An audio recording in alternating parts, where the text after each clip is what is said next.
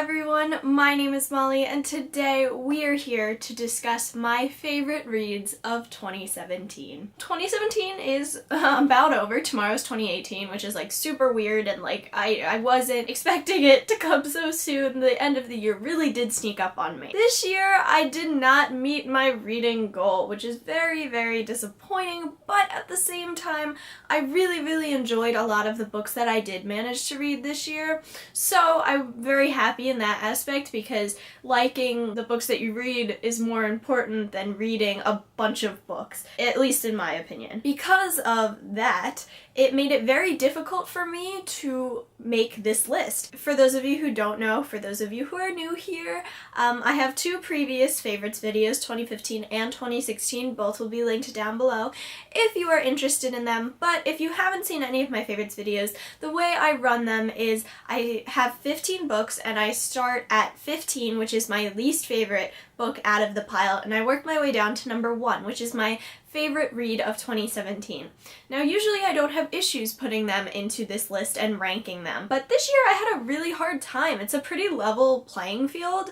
A lot of these books were very equal in my opinion, and so it was very hard to pick which ones would go above which one. That's really the whole spiel I have for the beginning. Let's dive into the books that I read. The book that holds the 15th spot on my favorites of 2017 list is Something Strange and Deadly by Susan Dennard. This is a trilogy and I've only read the first book so far. I think I got halfway through the second book and I got distracted and stopped. So hopefully that will be read in 2018.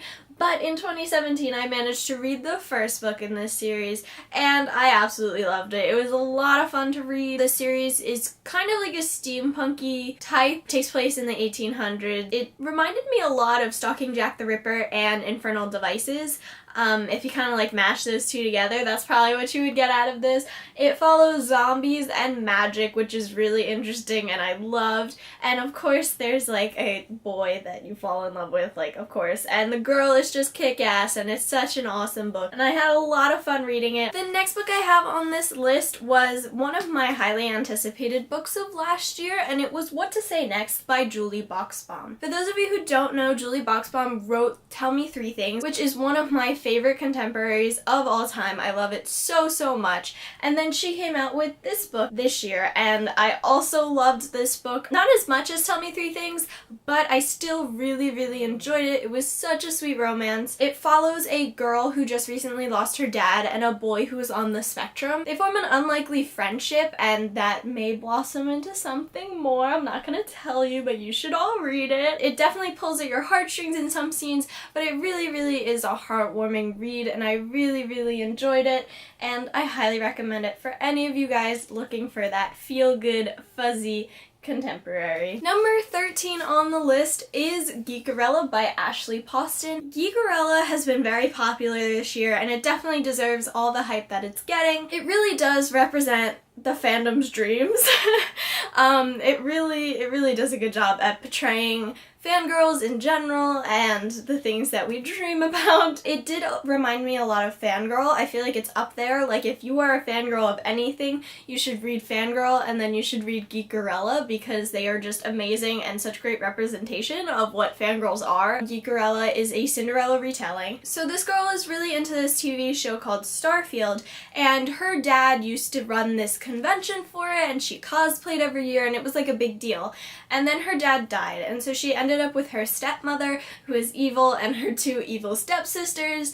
There's the Cinderella portion, so her life is kind of sad, and then they decide to reboot the canceled show into a movie, but she's not happy with who they cast as the main guy, because, you know, us fangirls are very protective of our guys, so she kind of takes it upon herself to, like, attack this guy a little bit. While all that is going on, she starts talking to this guy on the phone, and she doesn't know who this guy is, but he's really sweet, and she kind of starts to develop feelings for him. I'm a sucker for stories like that. She ends up going to one of the conventions and cosplaying, and like, stuff just gets crazy from there. It's so much better than I made it sound. I don't know what that synopsis was, but it's really good. It's really funny and really just happy and really represents fangirls, and I can't stress that point enough. Just please go read it. It will make you smile, I promise. Number 12 on the list is Wicked by Jennifer L. Armentrout. I can't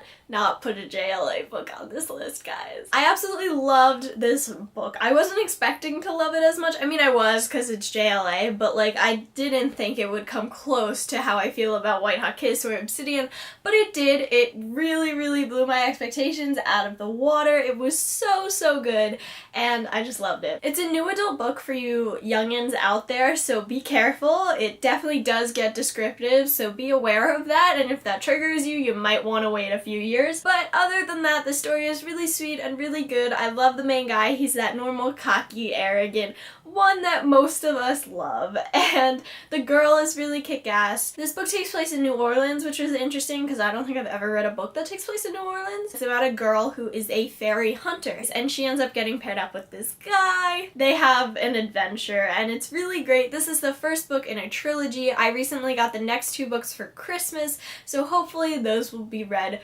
very soon, because this book ends like in the middle of a chapter. Like it feels like the rest of the book is missing. Like, where, I can't, no, you can't leave me like that. Number 11 on the list was an unexpected one that I was not expecting to like at all, and I definitely did not expect for it to be on this list, but yet here it is, and it is The Book Thief by Marcus Zusak. I actually had to read this book for school. It was our school book club pick of the month, and I had heard about The Book Thief. I knew people liked it, but I never really was that interested in it. But then I had to read it, so I did read it, and it was awesome. I loved this book so much more than I was expecting to. It takes place in World War II, and it's in Germany, which I found very interesting because you get to see how the war affected the Germans and just their everyday lives, and I thought that was really interesting. It follows a little girl and her family. Her family ends up taking in a Jewish man and hiding him from the Nazis,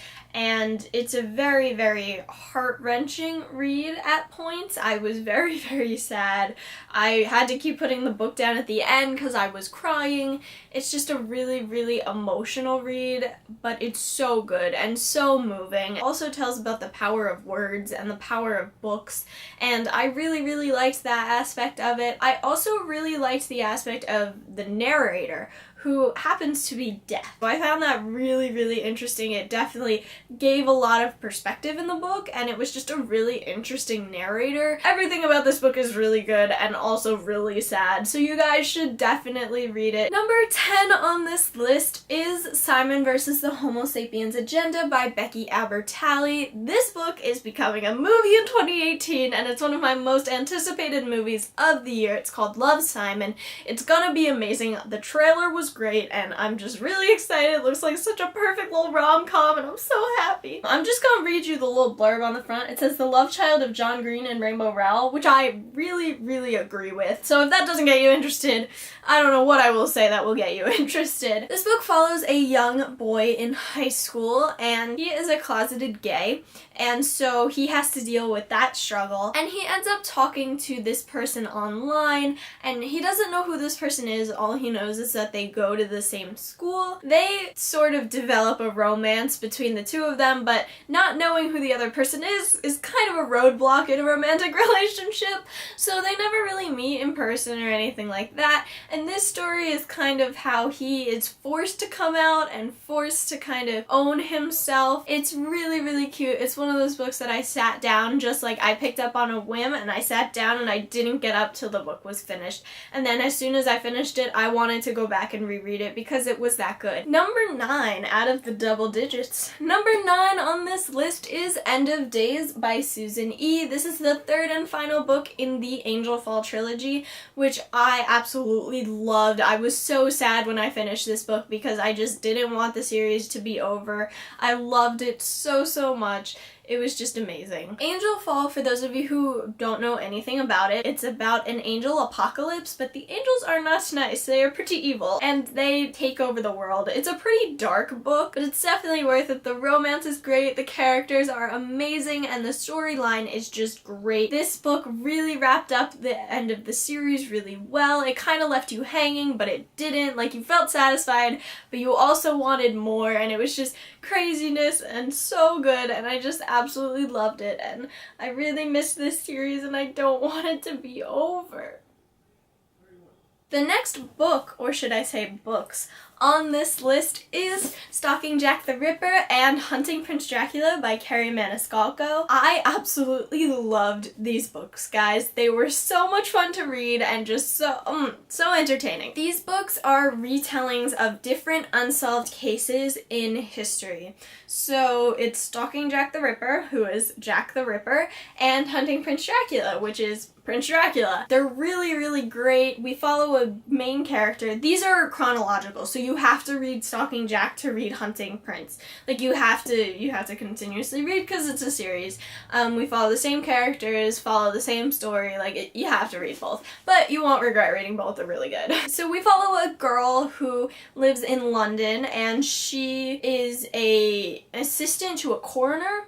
And so she knows the ins and outs of death and all the different things that could make somebody die, and she ends up starting to track down Jack the Ripper, and the reveal at the end of this book I saw coming, but was still really shocking and really exciting. After they solve the Jack the Ripper case, she ends up going to this camp, and that's where Hunting Prince takes on. There's a guy in it, there's romance, so, you know, it's not all death and gore, but that also is a great aspect of it. I absolutely cannot wait for the third book. As soon as I finished this, I was like, where's my third book? I need it right now. Definitely liked Hunting Prince Dracula more, but both were really good. The next book on this list was actually one that I just finished recently. I finished it like right before Christmas, and that is Every Last Word by Tamara Ireland Stone. I was not expecting to love this book as much as I did. I really, really wasn't, but I really, really enjoyed it. This book is a contemporary, and it's an amazing contemporary. I loved the romance in it, but also it reminded me a lot of John Green's new book, Turtles All the Way Down, in the way that the main character also has OCD and anxiety. Our main character is in the popular group, and so she struggles to hide the fact that she's not perfect, because otherwise her friends would turn their backs on her and totally diss her and just, you know, ignore her, and she doesn't want that to happen. So she hides the fact that she's not perfect, and that's like a real struggle for people that have anxiety and OCD, because that really takes control of your life. But she ends up finding this poetry group that really welcomes her in. She finds her place with them, and she finds romance, and she finds friendships, and she finds herself in this group, and I just thought it was amazing. I love poetry, so I loved the poetry aspect of this book. Also, I really like reading books that the main character has anxiety or OCD, because I can relate. So it's really nice, I guess, to read books with that kind of representation in them. So yeah, I really, really enjoyed this book. It was like a self-journey, but it was also romantic and focused on friendships, and it also focused on mental health, and it was just great. This next book was also a recent read, and it was one of the first books in a long time that I stayed up till like 2 a.m. reading. I just couldn't stop. I would be like, all right, once you get to page like 200, you can stop. And I would get to 200 and I'm like, no, I need to keep going. And I eventually finished the book because I just couldn't put it down. And that was an amazing feeling. I love that. And I'm just gonna stop talking and show you the book now. Number 6 on the list is Hopeless by Colleen Hoover. This is the third Colleen Hoover book that I've read. I've read Confess, which was my first Colleen Hoover book, and then I read Slammed. Confess I liked, Slammed I wasn't the biggest fan of, and then this book is my favorite book that I've read by Coho so far. It was so amazing. I think it's one of her first books that she released, and it was just perfect. So Hopeless is about a girl who doesn't really feel anything when she's romantically involved with somebody. She'll like make out with tons of guys and like do all this stuff, and she just never feels anything. It's just like blank. And then she meets this guy named Dean. But she meets Dean, and she ends up feeling something. She feels that like jolt that everybody talks about, but that she's never felt. And so she feels it, and she's like, whoa, like this is a thing, like I can feel. And she gets really excited, but this guy kind of turns out to be a douche. And so she's kind of like, oh god. But she doesn't let go of the relationship. Like they keep running into each other, and they keep feeling things, and eventually you find out more about Dean and why he is the way he is, and it's absolutely wonderful. This book will definitely break your heart. It has some shocks that I did not see coming. The romance is so strong in this book. I absolutely adored it. I loved the main character. Her background is just heart-wrenching. I highly, highly recommend reading Hopeless. Number 5 on the list are two pretty heavy books that I absolutely adored this year, and they are A Court of Mist and Fury and A Court of Wings and Ruin by Sarah J. Maas. Oh, these books. I absolutely loved them so much. It's just, these are like their own series. It's like ACOTAR and then these two, because ACOTAR is such a different book. By the time I finished this book, I was like, what was that first book? Like, what was I reading? It was just so completely different. But oh god, this series is so good. I think my favorite was A Court of Mist and Fury. I loved ACOMAF. I really, really did. I really liked how we got to see the relationships build. And then A Court of Wings and Ruin was just badass and awesome, and I loved it so much. I really, really enjoyed this series. I like it more than the Throne of Glass series, also by Sarah J. Maas. I just, this series, guys. You finish ACOTAR and you're like, this is good, this is good. And then you get to ACOMAF and you're like, holy shit. This is amazing. And like, it's just this transition that's like amazing. Alrighty, we're getting down to it. So number 4 on the list is P.S. I Like You by Casey West. This was the first Casey West book that I read, and I absolutely adored it. It was just amazing. I love Casey West books now. I've read 3 of them, and I got 3 more for Christmas, so Casey West marathon coming to you soon. But P.S. I Like You has been my favorite that I've read, and I think it will continue to be my favorite because 1, it has aspects of a story that I just absolutely love, and 2, the main characters were just unbeatable. Like, I loved them so much. P.S. I Like You was another book that I sat down and I just absolutely flew through. It was one of those books where you're like reading and you're like, oh, I haven't been reading for that long, and all of a sudden you're on page like 100 and it's like, whoa, how did I get here? This book is about a girl who is in school and she writes these song lyrics on her desk one day, and then she leaves and she comes back the next day and somebody had finished the song, like somebody had finished writing out the lyrics, and so she's kind of like, oh, who is this? And then these two people end up corresponding through notes every day. They'll like leave notes under the desk and then the next person will come in and read them, and it's the most adorable thing ever. I love when the main character is talking to somebody but doesn't know who they are and then they end up falling in love with them, and it's just like, it's so great. I love stories like that. I loved the guy, I loved the girl, I loved the relationship development, I loved the story, I loved the plot, I just loved everything. Number 3 on this list, down to the top 3. Number 3 was another unexpected read. I did not think this was gonna be one of my favorites, let alone in the top 3, but here we are. And this book is The Lovely Reckless by Kami Garcia. Now, my friend Shannon read this, God, I don't even remember, a long time ago, and she really, really liked it. She was like, you're gonna love it, just read it, just read it, and I didn't even own it at the time, so I was just kind of like, yeah, sure, I'll love it, okay. When I was away in North Carolina, there's this little bookstore that I go to all the time, and I went, and this was the only book of interest that they had, and I was like, okay, I'll just buy it. I mean, maybe I'll read it, maybe I won't, but like, I'll buy it. And then for some reason it was just like calling to me. Like, I was reading a different book at the time, but it was calling to me. It was like, you have to read me. So I read it.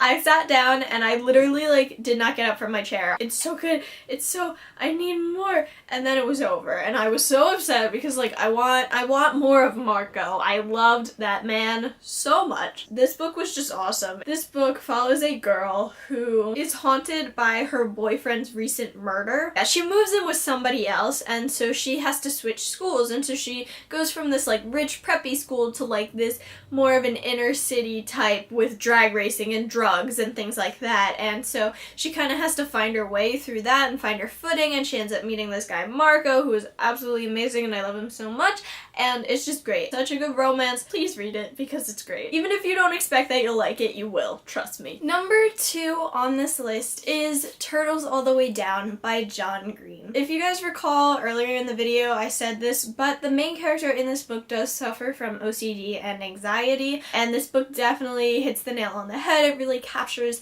the feelings that people with OCD and anxiety feel. I can relate because I have anxiety, so I get it. Some of these things that the main character says, it's like, wow, other people people feel this thing too. Like, it's not just me, and that's an amazing feeling. This book definitely captures it well because it's a very personal book to John Green. John Green suffers from OCD and anxiety, and so he definitely understood the feelings that people have, and he definitely captured those feelings. Definitely holds up to all of his other books, and it was definitely worth the long wait. I think if you have any sort of mental illness, especially anxiety or OCD, then you definitely need to read this book because you will definitely relate to it. And if you don't suffer from a mental illness, then you should definitely read this book too, because it will help you understand what people with mental illnesses feel like. It's a really, really important read. I can't stress that enough. You guys should all read it. We made it to #1, guys. Congratulations. Thank you for sticking around this long. You guys know what's coming. I hope you do. I hope you know what's coming. Where would we be without a Cassandra Clare book